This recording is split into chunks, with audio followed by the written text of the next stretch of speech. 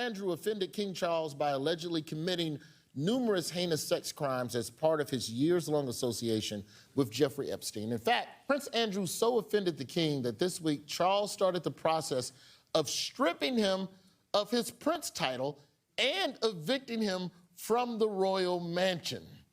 Yeah. That's a nothing-ass penalty. They punished the other boy more for marrying a black woman. Like, and that was consensual.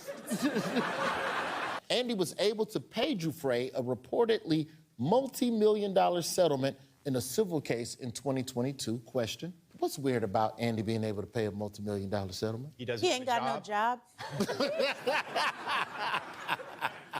I love how both of y'all said it kind of the black way. He ain't got no job. They don't know how he's funding his lifestyle, despite having not been a working royal since 2019. The hell is a working royal? I know. Which one of them got a job? This isn't a job. There were also calls as well for him to give up his royal mansion after the sweetheart deal on his rent was publicized. So, question for the panel. According to his lease, what was the rent amount that Andy paid for the mansion? And for the record, this is the mansion.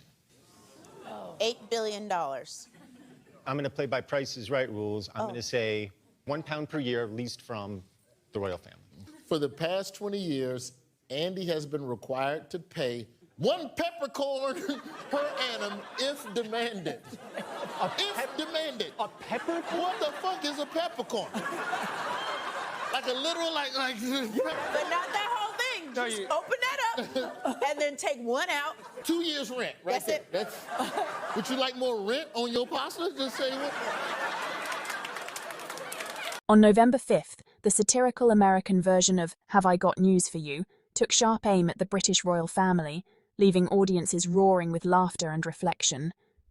The panel did not hold back, using wit and irony to highlight the absurd contradictions within the monarchy, particularly around Prince Andrew's scandals and the hypocrisy of the royal institution that once drove Prince Harry and Meghan Markle away.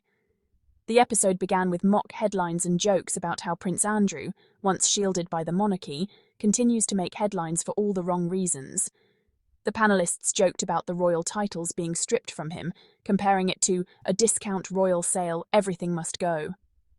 When the audience learned mid-recording that Andrew had officially lost his lease at Royal Lodge, the reaction was thunderous applause and laughter. One panellist quipped, "The bad news is he's still called Prince, but only on tins of tuna." The satire struck a chord. It wasn't just about humour, but a sharp commentary on the double standards and moral decay within the institution. This episode, though entertaining, reflected a much deeper truth that has been building for years. The royal family often protects the wrong people, while punishing those who dare to challenge the system. Prince Andrew's association with the Jeffrey Epstein scandal has long tainted the monarchy's reputation, yet for years he was publicly shielded by the institution. The contrast with the treatment of Prince Harry and Meghan Markle could not be more glaring. Harry and Meghan were relentlessly attacked by tabloids and royal insiders simply for wanting a life of peace and independence. They were accused of betraying the monarchy when, in truth, it was the monarchy that betrayed them. As Harry himself has said, the toxic environment and lack of protection endangered his wife and children. The same institution that covered for Andrew refused to shield Harry and Meghan from relentless racist abuse and media harassment. The hypocrisy is breathtaking. A prince accused of horrific misconduct was protected, while another prince and his biracial wife, whose only crime was speaking their truth, were pushed out and left vulnerable. The satire on Have I Got News for You exposed what millions around the world already feel, that the royal family has lost its moral compass. While Andrew became the punchline of late-night jokes, the institution that enabled his protection remains largely unaccountable. This is precisely what Harry and Meghan tried to escape, a system built on image, hierarchy and silence, even at the cost of truth and human well-being. Harry's decision to walk away was not an act of rebellion, it was an act of courage. He chose his family's safety over royal privilege, refusing to let history repeat itself after witnessing what happened to his mother, Princess Diana. Meghan, too, showed extraordinary strength. Facing racism, lies, and public character assassination, while still advocating for mental health, gender equality, and compassion.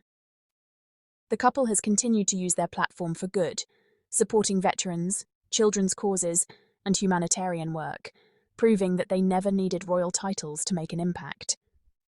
What Have I Got News for You did so brilliantly was hold up a mirror to the royal family's hypocrisy. The jokes about Andrew were funny, yes, but they also carried truth. That the monarchy is an outdated institution where accountability is selective. Those who fit the mold are protected. Those who challenge it are cast out.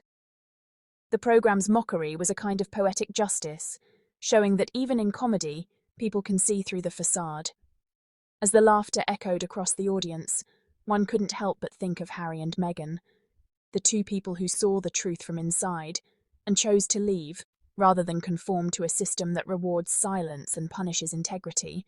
They are not deserters. They are survivors. Their journey from royal life to private independence has inspired millions who see in them a reflection of courage, resilience, and love over duty. In the end, the royal establishment may try to maintain its image of dignity and unity, but satire has already revealed what lies beneath. Have I Got News for You did not just mock Prince Andrew, it mocked the hypocrisy of a monarchy that still pretends to be above reproach. And while the royals scramble to manage scandals, Harry and Meghan continue to rise, proving that the true strength of royalty is not in crowns or palaces, but in honesty, compassion, and the courage to stand up for what is right.